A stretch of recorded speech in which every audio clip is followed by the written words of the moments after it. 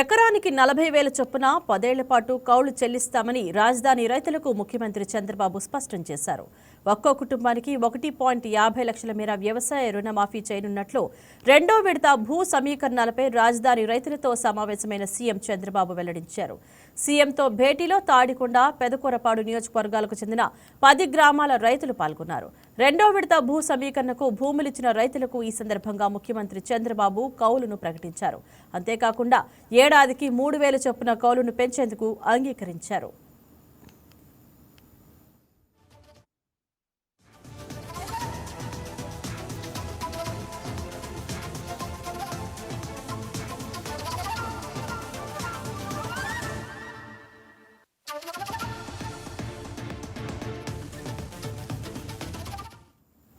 రాజధాని నిర్మాణానికి భూములిచ్చిన రైతులెవరికీ అన్యాయం జరగదని సీఎం చంద్రబాబు రైతులందరికీ హామీ ఇచ్చారు. ఈ భూముల్లో ప్రపంచ స్థాయి రాజధాని నగరాన్ని నిర్మించే బాధ్యత తనదని చెప్పారు. రైతులే బ్రాండ్ అంబాసిడర్లుగా మారి భూ సమీకరణ ప్రక్రియను విజయవంతం చేయాలని ఈ సందర్భంగా సీఎం కోరారు.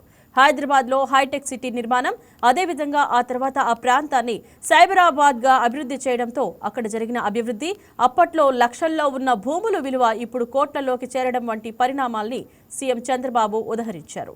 అదే రీతిలో అమరావతి సైతం అంతకుమించి అభివృద్ధి చెందుతుందని సీఎం తెలిపారు. అమరావతికి భవిష్యత్తులో ఎలాంటి ఇబ్బందులు తలెత్తకూడదని చట్టబద్ధత కల్పించామని స్పష్టం చేశారు.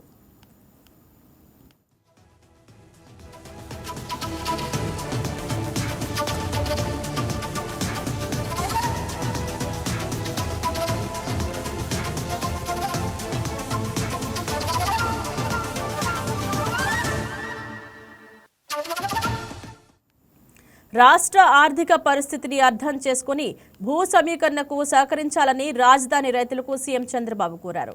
కేంద్రం పూర్తి సహాయ సహకారాలు అందించడంతో అమరావతి నిర్మాణం మరింత రెట్టింపు వేగంతో జరుగుతోందని చంద్రబాబు తెలియజేశారు.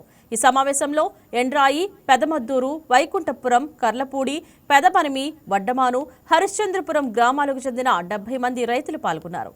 ఈ భేటీలో కౌలు పెంపు, రుణమాఫీ వంటి అంశాలపై వారి డిమాండ్లను చంద్రబాబు ప్రధానంగా ప్రస్తావించారు.